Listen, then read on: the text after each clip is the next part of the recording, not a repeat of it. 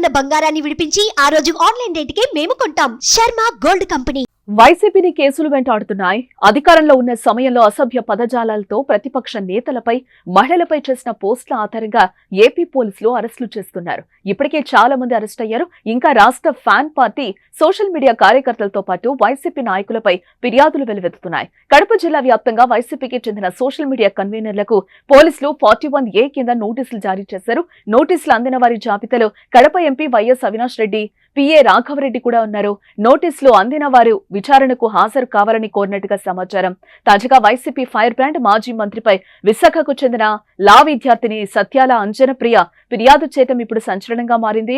వైఎస్ఆర్సీపీ హయాంలో 5 ఏళ్లుగా కొడాలి నాని పత్రికా ప్రకటనల్లో, అసెంబ్లీ సమావేశాల్లో వాడిన భాషపై అంజనప్రియ ఫిర్యాదు చేశారు.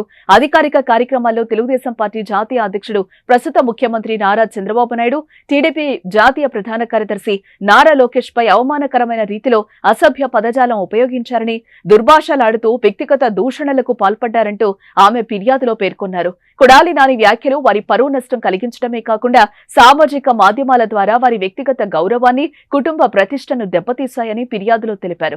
ఒక మహిళగా, లా విద్యార్థిగా ఇటువంటి అసభ్య పదజాలం వినడం, చూడటం నాకు చాలా బాధ కలిగించిందన్నారు. ఇది సమాజంలో యువతపై ప్రతికూల ప్రభావం చూపించడమే కాకుండా ప్రజాస్వామ్య విలువలకు హానికరంగా ఉంటుందన్నారు.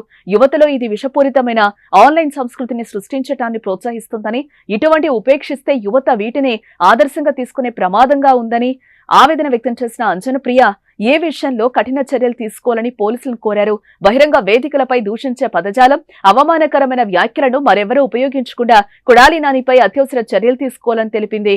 ఆమె ఫిర్యాదు మేరకు కొడాలిపై పోలీసులు కేసు నమోదు చేశారు.